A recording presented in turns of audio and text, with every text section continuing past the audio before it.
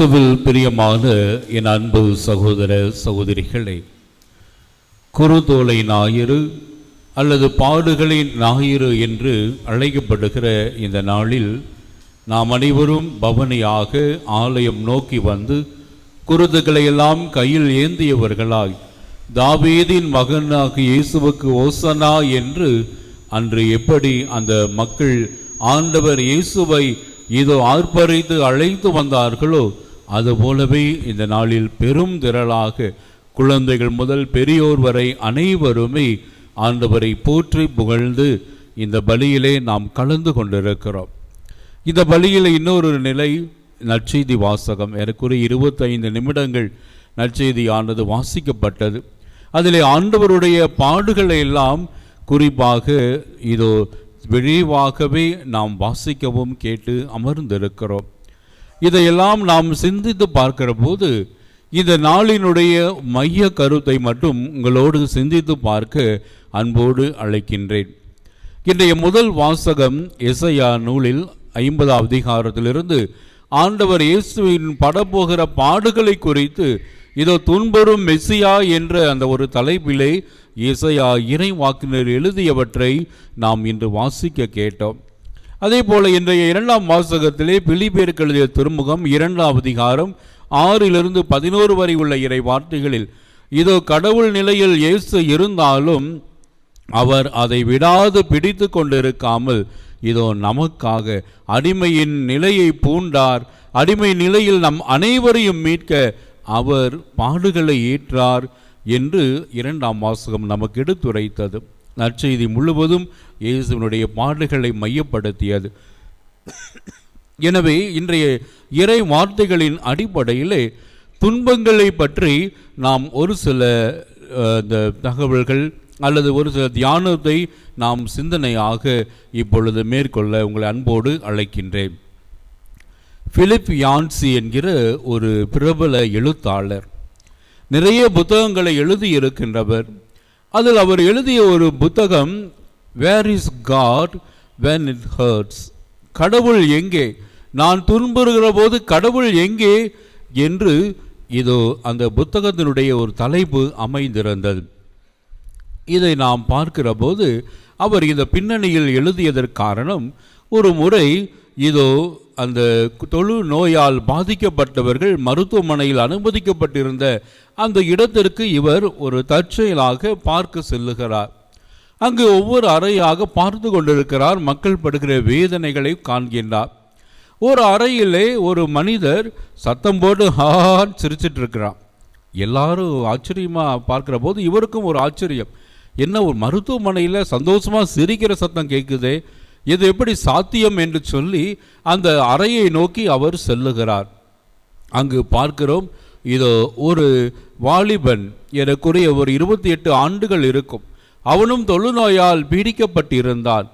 எனவே அவன் அந்த நேரத்திலே அந்த அறையிலே சிரித்து கொண்டிருக்கிறான். இவர் போய் பார்க்க போதும் அவன் சிரிச்சிட்டு இருக்கிறான். என்னடான்னு பார்க்கிறார். அவருக்கு அதிர்ச்சி. ஏனென்றால் அவருடைய கையிலிருந்து விரலிலிருந்து இரத்தமானது சொட்டு சொட்டாக வீழ்ந்து கொண்டிருக்கிறது. இரத்தமானது அவன் கையிலிருந்து வடிந்து கொண்டிருக்கிறது. ஆனால் அவ்வளவு வலி இருக்க வேண்டுமே, இரத்தம் அவன் கரங்களிலே இந்த விரலிலிருந்து வந்து கொண்டிருக்கிறதே.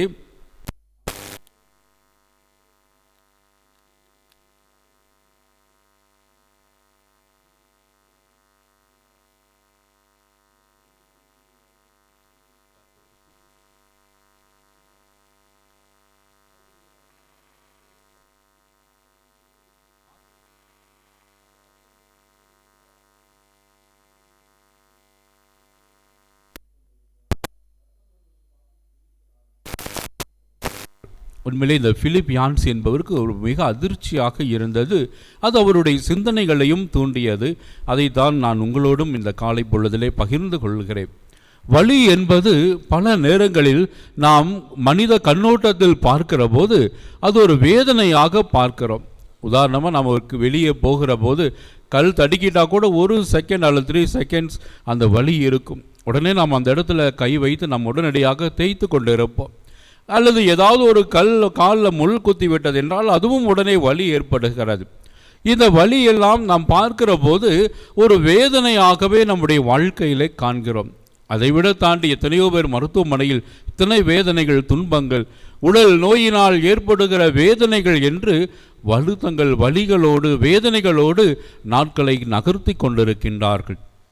அப்படி நாம் மனித கண்ணோட்டத்தோடு துன்பங்கள், வேதனை, வலி என்றாலே இது ஒரு எதிர்மறையாகவே பார்க்கின்றோம். ஆனால் அந்த மருத்துவர்கள் கூறிய பிற்பாடு அந்த பிலிப் யான்சி என்கிறவர் சிந்தித்து பார்க்கிற போது அவர் எழுதுகிறார், வலி என்பது கடவுள் நமக்கு கொடுத்த ஒரு மிகப்பெரிய கொடை என்கிறார். உண்மையில் எல்லாருக்கும் ஆச்சரியமாக இருக்கும், வலி என்பது கடவுளுடைய கிஃப்டா? ஏனென்றால் அவர் எழுதுகிறார், வலி இருந்தால் மட்டும்தான் நமக்கு அங்கு உடல் நலத்தில் ஏதோ ஒரு குறை ஏற்பட்டிருக்கிறது என்பது நமக்கு தெரியும். ஒரு ஆக்சிடெண்ட் ஆகிறது, உடனே ரத்தம் வருகிறது, வேதனைப்படுகிறோம் என்றவுடன் அவள் எங்கே வலிக்குது, எங்கே அடிபட்டிருக்குது என்று சொல்லி அங்கே நாம் மருந்திட முடிகிறது. ஆனால் ஒரு சிலர் இடத்துல நாம் பார்க்க முடிகிறது, வலியே இருக்காது, ஆனால் உள்ளுக்குள் மிகப்பெரிய ஒரு ஆபத்து அவருக்கு காத்து கொண்டு இருக்கும். அந்த வலி என்பது நாம் உடலில் ஏற்பட்ட குறையை நமக்கு எடுத்து காட்டுகிறது. நாம் முள் குத்தின உடன், காலில் வலி ஏற்பட்ட உடன் தான் அதில் முள் குத்தி விட்டது என்று நாம் உணர்கிறோம். காலில் உணர்ச்சியே இல்லை என்றால் எப்படி இருக்கும்? நாம் எத்தனையோ முள்கள் மீது நடந்து கால்களை காயப்படுத்தி கொண்டே செல்லுவோம், ரத்தம் கூட வடிந்து போகும், ஆனால் நமக்கு எதுவுமே தெரியாது. எனவே வலி என்பது இதோ துன்பத்தை நாம் உணர வைப்பது மட்டுமல்ல, மாறாக அதை சரி செய்ய இதோ நமக்கு வாய்ப்பாகவும் இருக்கிறது. தலைவலியாக இருக்கட்டும் அல்லது எந்த வழியாக நீங்கள் எடுத்து சிந்தித்து பாருங்கள் இந்த நாளிலே. எனவே உடலை சார்ந்த விதத்திலே துன்பங்கள் என்பது இதோ நமக்கு ஒரு கடவுளுடைய அருளை உணர்கிற, ஆண்டவருடைய பராமரிப்பை அறிந்து பார்க்கிற ஒரு வழியாகவே நாம் காண இந்த நாளிலே அழைக்கப்படுகிறோம். இரண்டாவதாக உளவியல் சார்ந்த துன்பங்கள். இன்று அநேகம் பேர் மன அழுத்தங்களால் பாதிக்கப்பட்டவர்களாக என்ன செய்வதென்று அறியாத ஒரு நிலையில் அவர்கள் தனிமை உணர்வை அதிகமாக விரும்புகிறார்கள், அல்லது தனிமை அவர்களை அதிகமாக வாட்டுகிறது. ஏதோ எல்லோரும் என்னை கைவிட்டு விட்டார்கள், இனி என்னுடைய வாழ்க்கையே அஸ்தமானமாகி விட்டது என்று ஒரு நம்பிக்கை இழந்து நிற்கிற அந்த ஒரு நேரத்திலும் இதோ நாம் எப்படி உடலில் துன்பங்களை அனுபவிக்கிறோமோ அதுபோன்று உளவியலிலும் நாம் பாதிக்கப்பட்டிருக்கிறோம் என்பது நம்முடைய வேதனை வெளிப்படுத்துவதாக இருக்கிறது. மூன்றாவதாக ஆன்மீக வாழ்விலே துன்பங்கள் என்று பார்க்கிற போது இதோ நாம் ஆண்டவருடைய வாழ்வின் நற்செய்திகளின்படி வாழ்கிற போது எத்தனை துன்பங்கள். புனிதர்களுடைய வாழ்க்கையை பாருங்கள், அவருடைய வாழ்வில் எத்தனையோ துன்ப துயரங்களை, வேதனைகளை அனுபவித்திருந்தார்கள். கடந்த வாரம் கூட புனித தேவ சகாயம் அவருடைய இறந்த இடத்திற்கு ஆரல்வாய் மொழி அந்த மணியடிச்சால் பாறை என்ற இடத்திற்கு சென்றிருந்தோம். அப்போ அங்கு பார்க்கிற போது அவர் அடைக்கப்பட்டிருந்த சிறைச்சாலை அருகில் இருந்தது. அங்கு பார்க்கிறோம், அவர் எறும்புகள் நிறைந்த அந்த அறையில் அவரை கொண்டு போய் விட்டு இருக்கிறார்கள். எறும்பு முழுவதும் அவர் உடலை முழுவதும் கடிக்கின்றது. எவ்வளவு ஒரு வேதனை, துன்பங்கள். ஆனாலும் இயேசுவுக்காக நான் பெற்ற திருமுழுக்கிலிருந்து நான் ஒருபோதும் பின்வாங்க மாட்டேன் என்று புனித தேவ சகாயம் உறுதியோடு இருந்ததை பார்க்கிறோம். இது போன்ற எண்ணற்ற புனிதர்கள் துன்பங்கள் வழியாக இறைவனுக்கு மாட்சியை, இறைவனுக்கு சான்று பகர தங்களை அர்ப்பணித்திருக்கின்றார்கள். எனவே இந்த பிலிப் யான்சி நிறைவு செய்கிறார், துன்பங்கள் கடவுள் நமக்கு கொடுக்கின்ற ஒரு கொடை, துன்பங்கள் வழியாகவே நமக்கு மாட்சிமை காத்திருக்கிறது என்று அவர் அழகாய் சொல்லுகிறார். அன்புக்குரியவர்களே, இன்று ஆண்டவர் இயேசு பட்ட துன்பங்களை எல்லாம் நாம் கேட்கிற போது பரிதாபப்படுகிறோம். ஆனால் அவர் நம்மை போல இந்த உலகிலே எல்லாவற்றையும் அனுபவித்து தான் வாழ்ந்தார். இன்று நம்முடைய வாழ்க்கையிலும் பார்க்கிற போது பலவிதமான துன்பங்கள் இன்று நம்மையும் அழுத்தி கொண்டுதான் இருக்கிறது. துன்பங்கள் இல்லாத வாழ்க்கையே இல்லை, துன்பங்கள் இல்லாத வீடே இல்லை என்று சொல்லக்கூடிய அளவிற்கு நம்முடைய மனித வாழ்வு, குழந்தைகள் முதல் பெரியோர் வரை அனைவரையுமே இந்த துன்பமானது ஆட்கொண்டுதான் இருக்கிறது.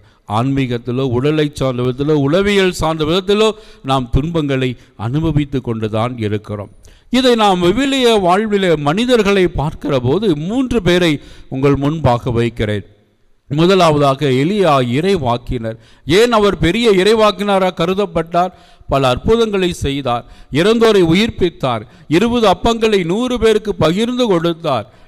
இன்னுமாக யாவே கடவுளே உண்மையான கடவுள் என்று அந்த கார்மேல் மலையில் 400 போலி இறைவாக்கினர்களுக்கு மத்தியிலே அவர் இதோ சான்று பகரக்கூடிய அளவிற்கு நம்பிக்கையுடையவராய், விசுவாசத்தில் ஊன்றியவராய், தைரியமுள்ள மனிதராக பார்க்கிறோம்.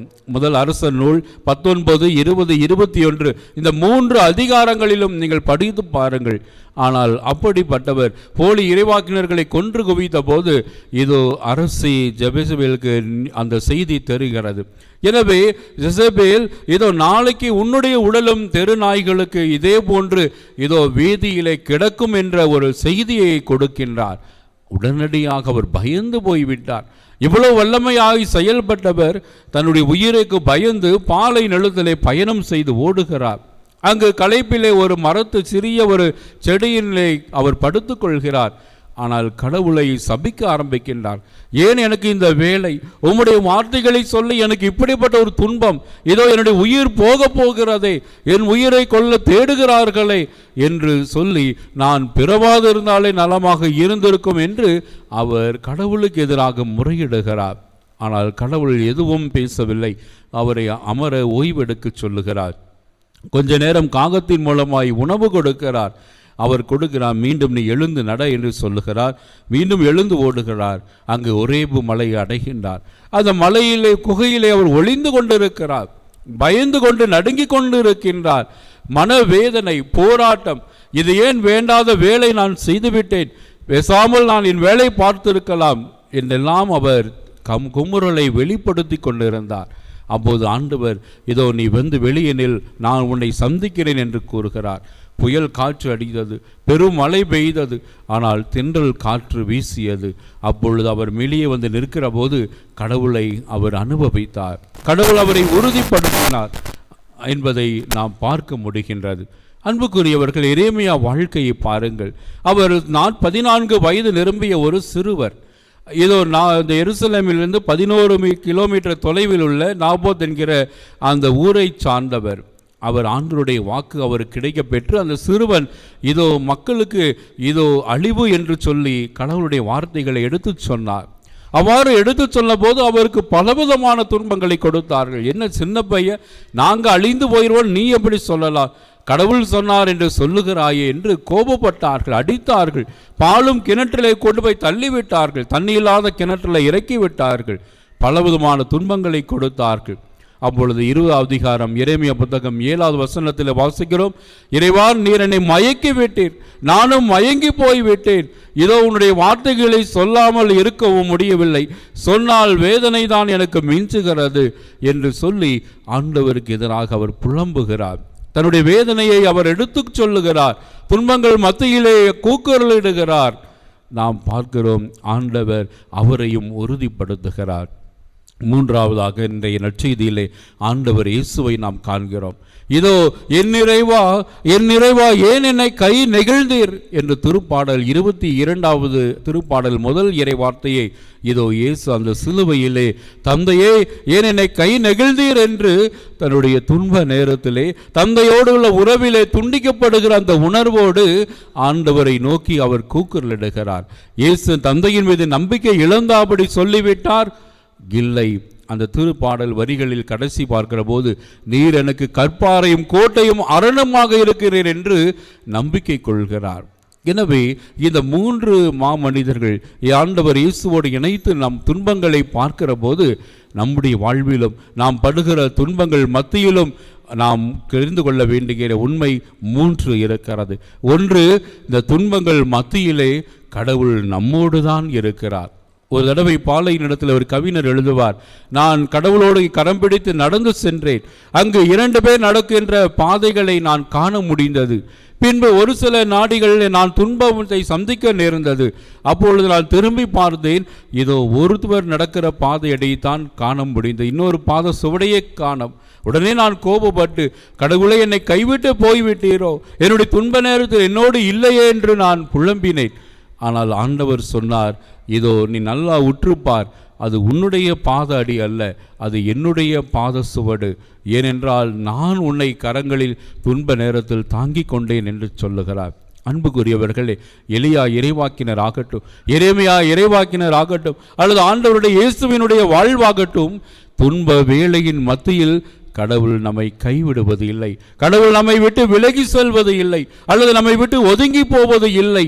மாறாக நம் துன்பங்களிலே நம்மோடு ஆண்டவர் இருக்கிறார். அதைத்தான் எசேயா புத்தகம் 7ஆம் அதிகாரம் 14 இறைவார்த்தையில் பார்க்கிறோம். கடவுள் நம்மோடு இம்மானுவேலாக பிறப்பினால் மட்டுமல்ல, துன்ப வேளையிலும் ஆண்டவர் நம்மோடு, நம் குடும்பத்திலே, நம்முடைய வாழ்விலே அவர் பிரசன்னமாக இருக்கிறார். நாம் அவரை காண தவறி விடுகிறோம், அல்லது மற்றவர்களை நம்பி நாம் ஓடுகிறோம், அவர்களை சொல்லுகிற ஆலோசனைகளை கேட்கிறோம்.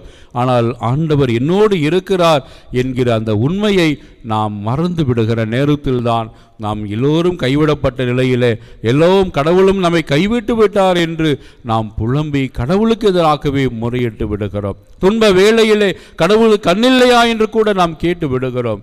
கடவுள் துன்பங்களை அனுமதிப்பது இல்லை, மாறாக அந்த துன்ப நேரத்திலும் நம்மோடு இருந்து அதை தாங்கக்கூடிய பலத்தை, சக்தியை நமக்கு கொடுக்கிறார். இன்னைக்கு நீங்கள் எல்லாரும் நினைச்சு பாருங்க, நம்முடைய வாழ்க்கையில் எத்தனை துன்பங்களை நாம் தாண்டி வந்திருக்கிறோம். நம்முடைய திருமண வாழ்க்கையில, குடும்பத்தில் எத்தனை துன்பங்கள், பிரச்சனைகள், ஆனாலும் தாங்கி நாம் இங்கு வாழ்ந்து கொண்டு ஆலயத்தில் அமர்ந்து கொண்டு இருக்கிறோமே. இது நம்முடைய பலனாலா? கடவுள் நமக்கு வழி நடத்தி கொண்டு வந்திருக்கின்றார். இவ்வளவு துன்பங்கள் மத்தியிலும் இறைவன் நம்மை கரம் பிடித்து வழிநடத்தி இருக்கிறார் என்பதை இந்த நாளில் நினைத்து பார்த்து நன்றி சொல்லுங்கள். இரண்டாவது உண்மை, துன்பங்கள் வழியாக பின்பாடு உள்ள நன்மைகள் நமக்கு தெரிய வரும். திருப்பாடல் 119:71 நீங்கள் அடிக்கடி நினைத்து ஜெபியுங்கள். இதோ இந்த துன்பம் விளைந்தது என்னுடைய நன்மைக்காகவே, இதன் மூலம் ஆண்டவருடைய நியமங்களை நான் கற்றுக்கொண்டேன் என்று இதோ திருப்பாடலின் ஆசிரியர் அழகாய் சொல்லுவார். துன்பங்கள் பலவற்றின் மத்தியிலும் அதற்கு பின்பு ஒரு நன்மை எல்லோருடைய வாழ்விலும் இருக்கும். அது அந்த நேரத்தில் நமக்கு தெரியாது. எலியா இறைவாக்கினர் தன்னுடைய துன்பங்களையே பெரிதுபடுத்தி இருந்தார். ஆனால் கடவுள் அவரை வழி நடத்தினார், உணவு கொடுத்தார், அவரை ஆறுதல் படுத்தினார், அவரை சந்தித்து உறுதிப்படுத்தினார். மீண்டும் எந்த இடத்திலே அவர் பயந்து ஓடினாரோ அதே இடத்திலே அவர் சென்று மீண்டும் நற்செய்தி பணியை செய்ய ஆண்டவர் அவருக்கு ஆற்றல் கொடுத்தார். அன்புக்குரியவர்களை, கடவுள் அவரை பயந்து வேறு இடத்துக்கு போகச் சொல்லவில்லை. எரேமியா இறைவாக்கினர் அதே வல்லமையோடு ஆண்டவர் எனக்கு போர் வீரராக இருக்கிறார் என்று நம்பிக்கையோடு வாழ்ந்தார். எனவே துன்பங்களுக்கு பின்பாக ஒரு நன்மை என்பது நிச்சயமாக எல்லோருடைய வாழ்விலும் இருக்கும். அந்த துன்பப்படுகிற போது நாம் சோர்ந்து போய் விடுகிறோம். என்னுடைய வாழ்விலே பிரச்சனைகளுக்கு மேல் பிரச்சனை என்று நினைக்கிறோம். ஆனால் ஒவ்வொரு பிரச்சனையும் நீங்கள் கடந்து வருகிற போதுதான் நீங்கள் உறுதிப்படுத்தப்படுகிறீர்கள், நீங்கள் நம்பிக்கையூட்டப்படுகிறீர்கள், நீங்கள் கடவுள் எவ்வளவு நல்லவர் என்று சுவைத்து பார்க்கின்றீர்கள்.